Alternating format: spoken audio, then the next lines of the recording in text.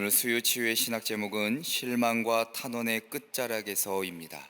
본문은 시편 13편 1절부터 6절까지의 말씀입니다. 저는 일성교를 담당하는 강명남 목사입니다. 하나님을 평생토록 믿고 신앙의 연륜이 쌓인다 하더라도 하나님의 모든 섭리와 계획하심을 온전히 이해할 수는 없습니다.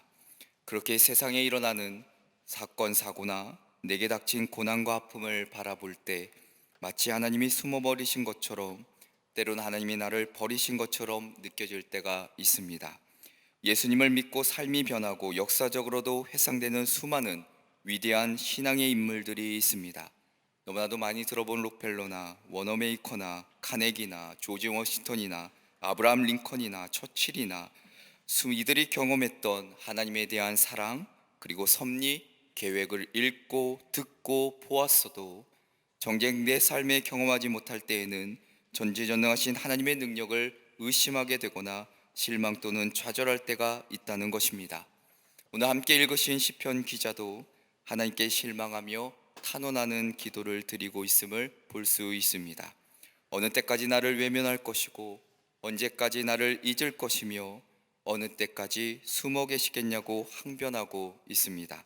하나님을 향한 그의 기대감이 무너졌기 때문에 부르짖는 절규라 할 수 있습니다. 우리가 잘 아는 저자 중에 필립 얌시 분이 계십니다. 하나님 당신께 실망했습니다 라는 오래전 책이 한 권 있습니다. 아마 한 번쯤은 다 읽어보셨을 텐데, 책의 전반부에 하나님께 실망한 여러 사람들의 이야기가 실려 있습니다. 그 중에서 남미 페루에서 선교 사역을 하던 어느 젊은 선교사의 이야기를 들려드리려고 합니다. 이 선교사에게는 6개월 된 아들이 있었습니다. 어느 날 갑자기 그 아기가 구토와 설사를 하면서 죽게 됩니다. 이때 젊은 선교사는 크게 좌절하고 말았습니다. 그리고 아이를 땅에 묻고 커다란 돌 하나를 주워 손으로 깬 뒤 아들의 무덤을 표시하기 위해 그 깨진 돌 조각을 한데 모으게 됩니다. 그리고 선교사는 아들의 무덤 옆에 나무를 하나 심습니다.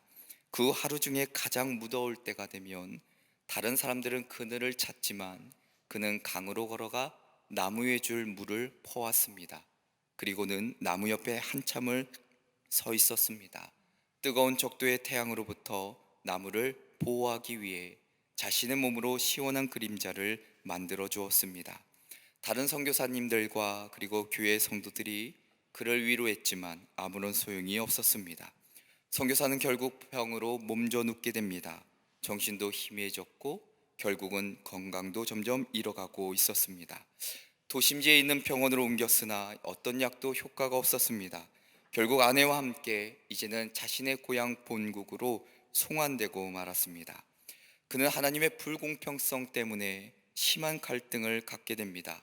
하나님을 섬기고 하나님의 나라를 확장시키기 위해 그 정글로, 그 머나먼 타지로 가족을 데려왔는데 그들에게 주어진 보상은 아무것도 없었기 때문입니다. 오히려 아무 잘못도 없는 어린 아들만 죽게 되었기 때문입니다. 스스로 묻습니다. 하나님께 헌신한 대가가 겨우 이것이란 말인가? 그는 하나님이 자신의 고통을 함께 나누신다는 사실 믿을 수가 없었습니다. 무심한 하나님을 대신하여 직접 그 어린 아들의 고통을 자신의 몸에 새기기 위해 햇볕이 강한 한낮더위가 오면 그 스스로 아들의 무덤 위에 그림자를 드리워 주었던 것입니다. 필립 얀시가 이렇게 얘기합니다. 하나님에 대해 실망하지 않는 사람이 있다면 그는 분명 무신론자라고 생각한다. 무신론자는 하나님께 아무것도 기대하지 않기 때문에 아무것도 받는 게 없다. 그러나 하나님께 자신의 삶을 바친 사람은 본능적으로 그분께 무언가를 기대한다. 그러면 그 기대가 잘못된 것이란 말인가? 라고 묻습니다. 얀시의 질문은 곧 우리의 질문이기도 합니다. 우리 역시도 하나님께 기대하며 소망하기에 어쩌면 우리의 탄식과 아픔은 더 크게 느껴지게 됩니다. 그래서 다윗은 한때 이렇게 부르짖습니다. 시편 22편 1절에 보면 내 하나님이여 내 하나님이여 어찌 나를 버리셨나이까? 어찌 나를 멀리하여 돕지 아니하시오며 내 신음소리를 듣지 아니하시나이까라며 부르짖는 것을 볼 수 있습니다. 자, 그런데 놀라운 것은 실망과 탄원의 그 끝자락에서 고백하는 또 다른 반전의 이야기가 오늘 5절과 6절에 이렇게 기록합니다. 나는 오직 주의 사랑을 의지하여 싸우니 나의 마음은 주의 구원을 기뻐하리이다. 내가 여호와를 찬송하리니 이는 주께서 내게 은덕을 베푸심이로다. 주의 사랑, 주님께서 주시는 그 구원, 찬송할 수 있는 마음, 기대하며 소망하는 것을 볼 수 있습니다. 자, 그러면 어떻게 이게 가능할까? 우리의 삶 역시도 수많은 문제, 어려움 속에서 다시금 회복되고 소망을 품기를 원하는데 실망과 탄원의 그 끝자락에 있는 우리에게 오늘 본문은 귀한 몇 가지의 영적 깨달음을 주십니다. 함께 살펴보고 기도의 제목을 얻고자 합니다. 그 첫째로는 하나님의 때를 기다리는 자가 되라입니다. 하나님의 때를 기다리는 자가 되라. 오늘 본문은 오랫도록 극심한 고난을 겪고 있었던 자가 하나님께 나와 소망과 확신을 회복하게 되는 기도입니다. 자, 이 시는 한 개인의 탄원을 넘어 모든 믿는 자들이 삶 가운데서 겪게 되는 고난을 대변해주고 있습니다.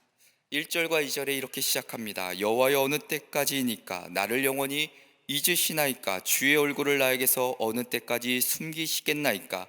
나의 영혼이 번민하고 중일토록 마음에 근심하기를 어느 때까지 하오며 내 원수가 나를 치며 자랑하기를 어느 때까지 하리까? 이야기합니다. 자, 다윗이 지금 경험하고 있는 괴롭힘, 그 아픔을 요약하면 네 가지이지요.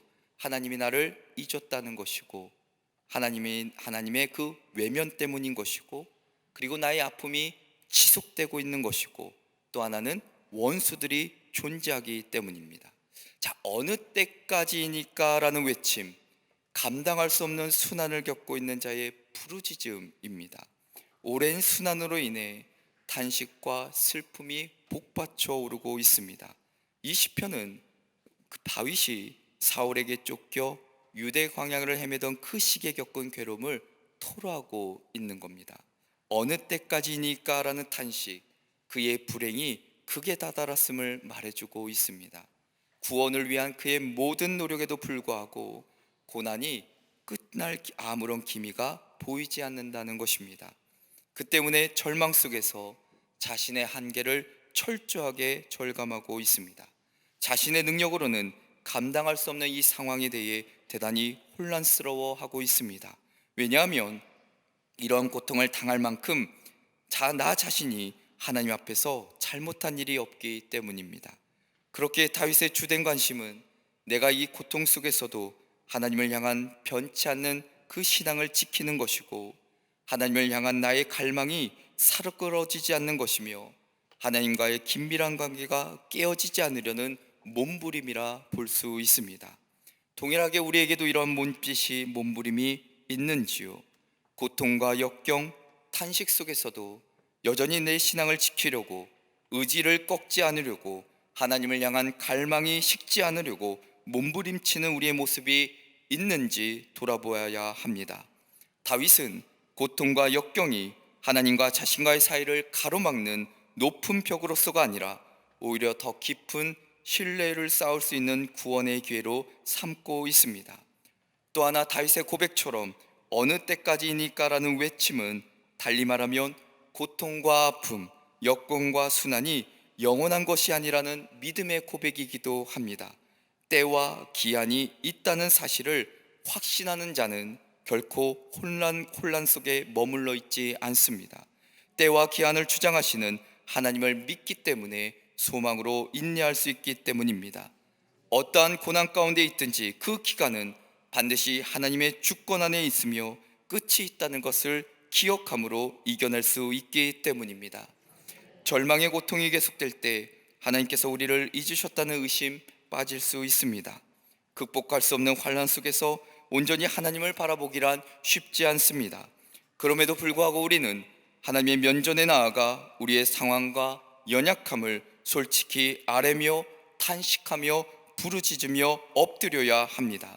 이 고통이, 이 아픔이, 슬픔과 절망이 결코 영원하지 않을 것을 알기에 다시금 우리 하나님께서 회복시켜 주실 것을 내가 믿고 하나님을 찾는 자에게 불안과 절망에서 벗어나 고난을 극복해 하며 마음의 평강을 주실 것을 내가 믿기에 모든 시간의 주인이시며 우리가 처한 모든 순간을 주관하시는 그 하나님을 오늘 하루도 붙잡고 살아가기를 오늘 본문은 우리에게 일러주고 있습니다. 사랑하는 성도 여러분, 여전히 우리 가운데 있는 아픔과 절망이 있으십니까?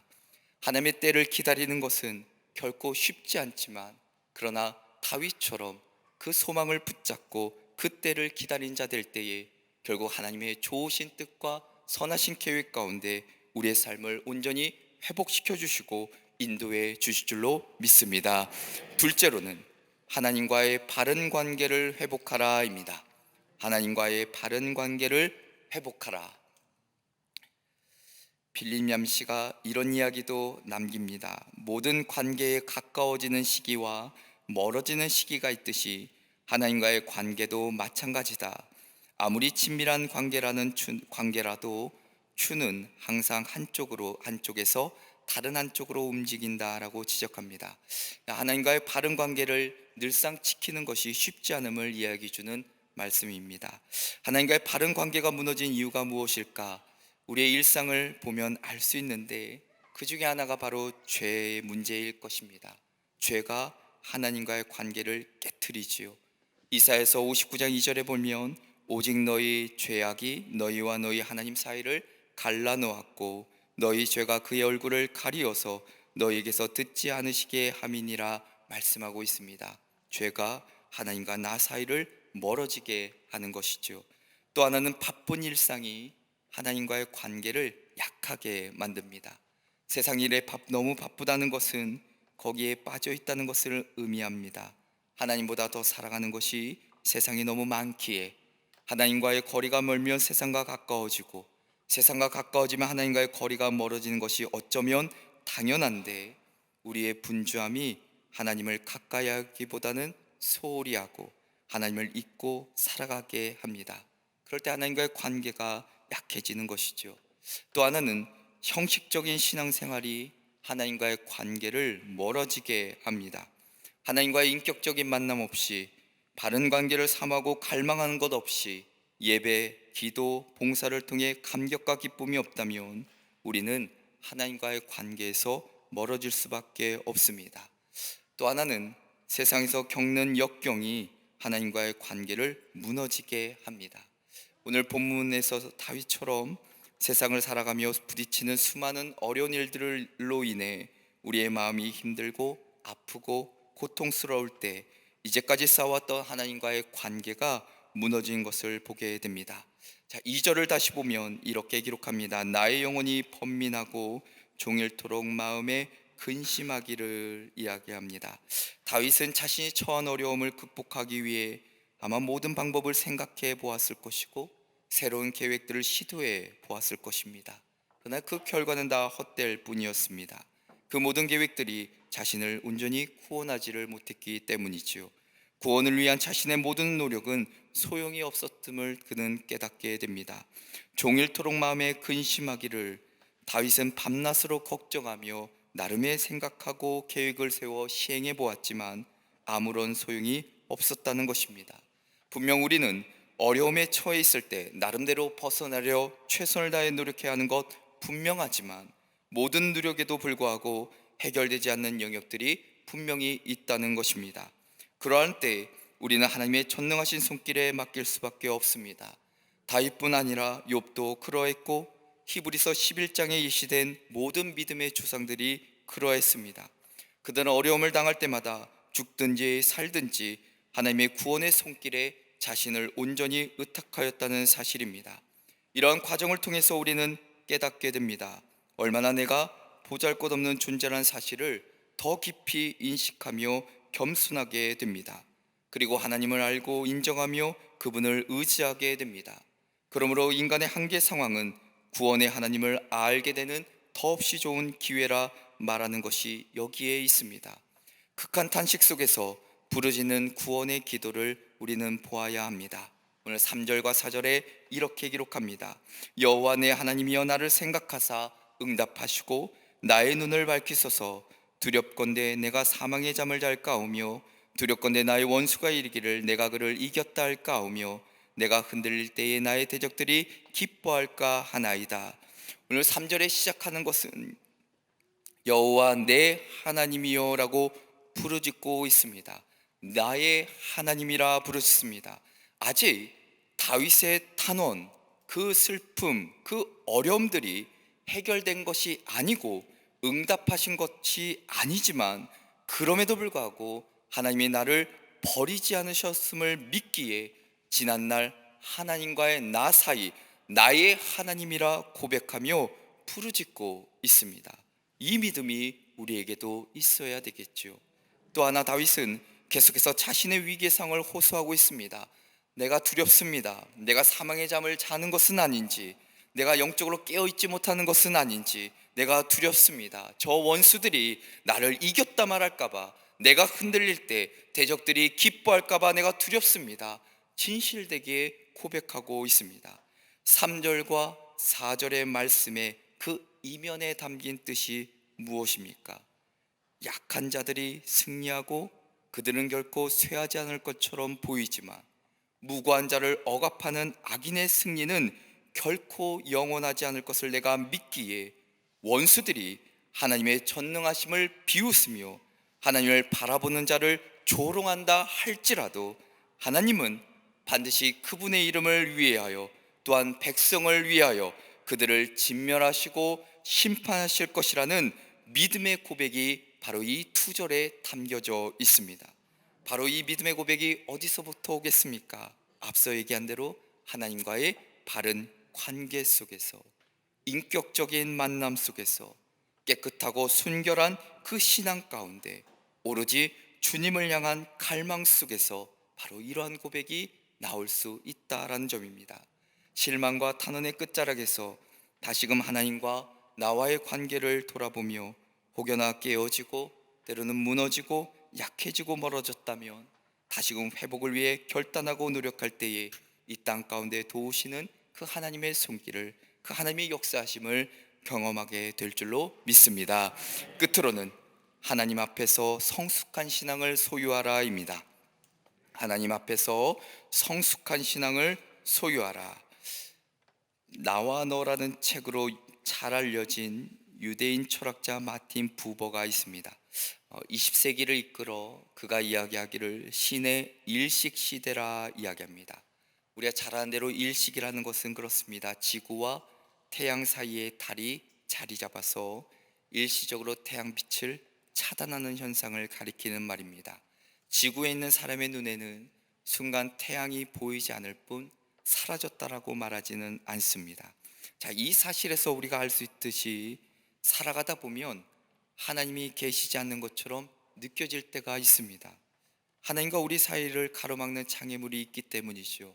지나친 욕심, 감사할 줄 모르는 마음, 미움과 시세, 악의, 분쟁, 오만과 자랑, 무정함, 절망, 수많은 이유들이 있지요. 다윗은 오늘 절박한 위기와 어려움 속에서 어떻게 극복하였는지를 우리에게 가르쳐주고 있습니다. 5절과 6절에 이렇게 기록합니다. 나는 오직 주의 사랑을 의지하여 싸우니 나의 마음은 주의 구원을 기뻐하리이다. 내가 여호와를 찬송하리니 이는 주께서 내게 은덕을 베푸심이로다 말씀하고 있습니다. 자, 절박한 위기, 어려움 속에서 어떻게 극복했는지를 3가지를 가르쳐줍니다. 그 첫 번째는 주의 사랑을 의지할 것을 이야기합니다. 다윗은 가장 어렵고 힘든 상태에서도 하나님의 사랑을 의지하였습니다. 하나님께서 언약을 맺은 자기의 백성에게 베푸시는 그 변함없는 신실한 사랑을 믿었습니다. 다윗은 하나님께서 자기가 선택하신 백성을 변함없이 사랑해 주시는 그 하나님을 알고 있었다는 겁니다.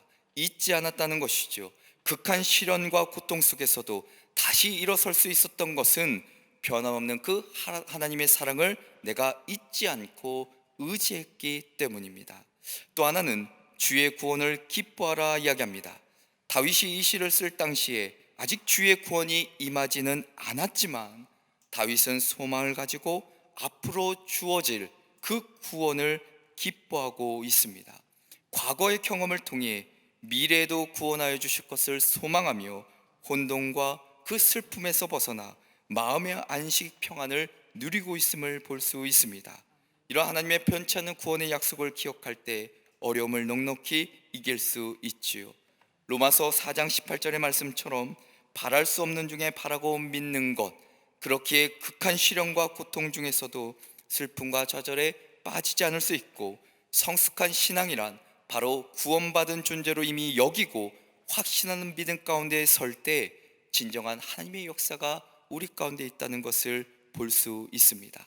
또 하나 다윗은 주의 은혜를 찬송하라 이야기합니다.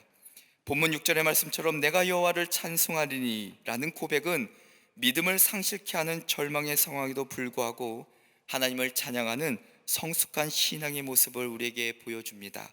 이런 모습은 오직 하나님 안에 소망을 두고 그분의 구원을 확신하는 자가 갖는 태도일 것입니다.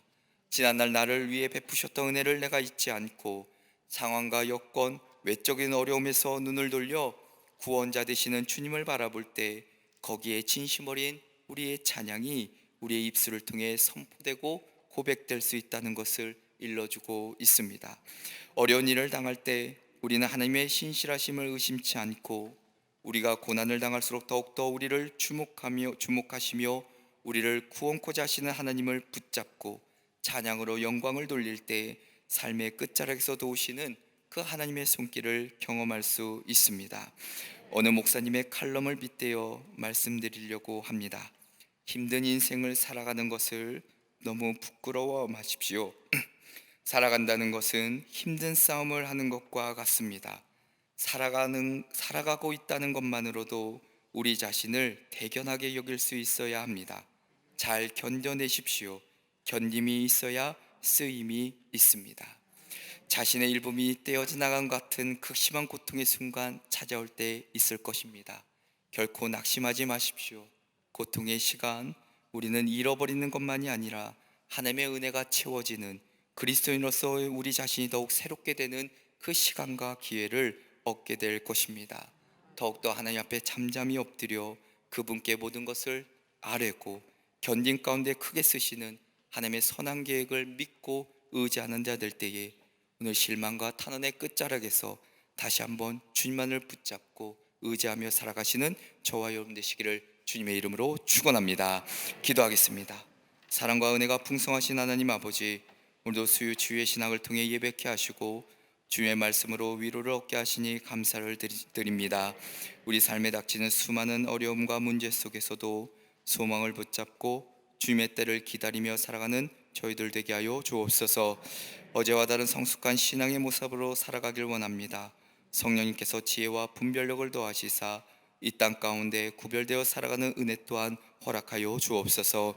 성령님께서 늘 인도해 주실 줄 믿고 주 예수 그리스도의 이름으로 기도합니다. 아멘.